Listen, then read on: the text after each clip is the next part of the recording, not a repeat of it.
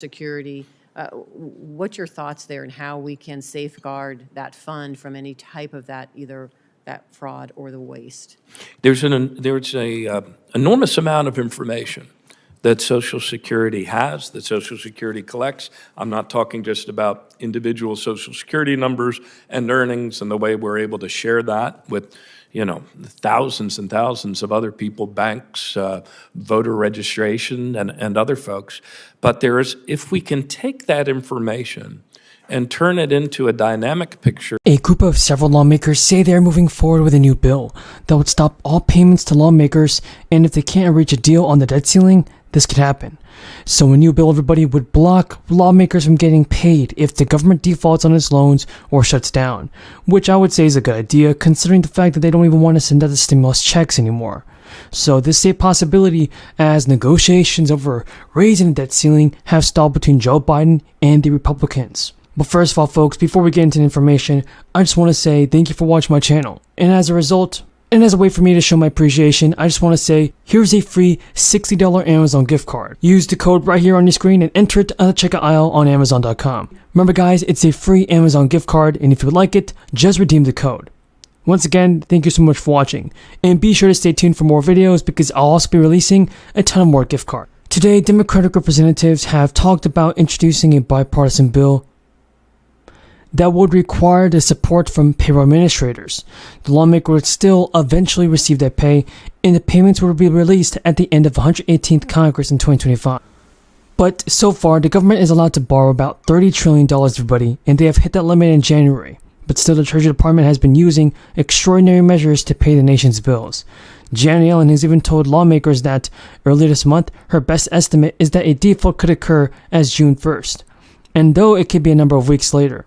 She called it imperative that Congress act as soon as possible. Payment, also for up to $841, will be sent out at the end of the month. However, the $1,600 maximum total for September is only for single recipients. An eligible individual with an eligible spouse receives up to $1,200 per payment, while a stipend of $420 per payment goes to those living with or providing for Ssdi beneficiaries. The program is overseen by the SSA and provides monthly payments to adults and children with a disability or blindness, with income and resources below specific financial limits. Ssdi payments are also made for people 65 and up without disabilities who meet certain financial qualifications. You might be eligible to receive Ssdi monthly payments even if you already received SSI or Ssdi or retirement benefits. About 7.6 million people receive Ssdi benefits, in fact, and not everyone gets the same amount. You might get more if you live in a state that adds the money to the federal Ssdi payment, or get less if you have other income. Because of the way the system works, 2 Ssdi payments are sent in September, April, and December. But that doesn't mean you're getting extra money. It's to make up the 3 months that have no payments sent out in January, May, and October. There is a new deposit date for inflation checks. Here's the listen up. Listen up, everybody. It's about to get really important. Millions of eligible households who qualify for the SNAP will continue to get an important financial boost amidst an inflation crisis that has dealt the United States a hard blow. The amount each family could receive mainly depends on their income as well as certain expenses. Several states have officially announced they will offer additional SNAP benefits to eligible families. The assistance is intended to help households struggling to make ends meet as a result of joblessness or decreased hours following the crisis. Last year, Congress and the USDA decided to temporarily modify SNAP eligibility. Under the new rules, each household must meet certain requirements. Approximately 666,000 frontline workers are eligible to receive this check, and it will determine who receives the bonus payments. If all eligible workers apply, then each will receive approximately $750. If fewer workers apply, then the pot will be split among those applicants. The Minnesota Senate recently passed the Comprehensive Health and Human Services Reform Bill to address the state's long-term care and workforce issues.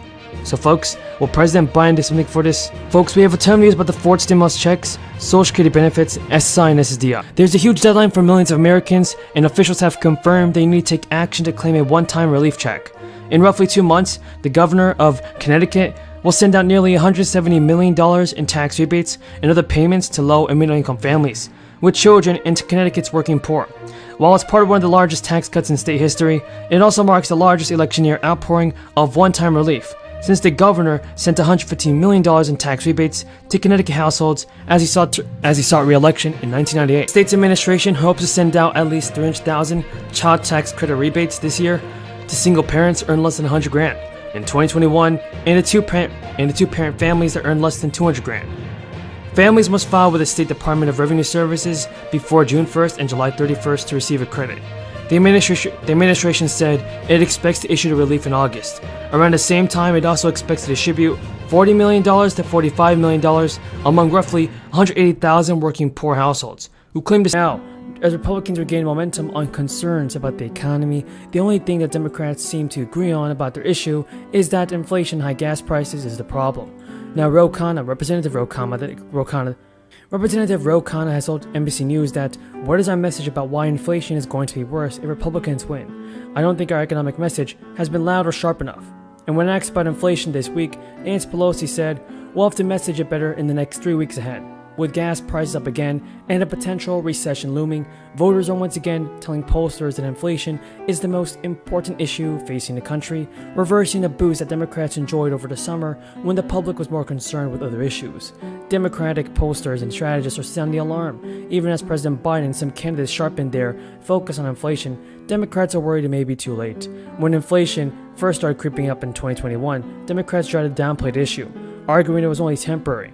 Now, it's been a year over inflation, and according to credit card companies and banks, U.S. consumers have demonstrated willingness to continue to pay higher prices in the face of a sluggish economy that could be tipped into. Now, the demand for travel is particularly resilient as Americans make up for postponed trips due to the crisis. Consumers are also splurging on food and entertainment after the crisis has eased. Now, Bank of America is not experiencing any slower growth in spending either, despite inflation having reached historic highs. The recent data economic have showed that signs of stagnation in consumer spending and retail and food services sales were little changed for September after rising in August. So millions of people are still eligible to receive a crisis relief payment, with some households in a store for a possible massive payment. The IRS has announced.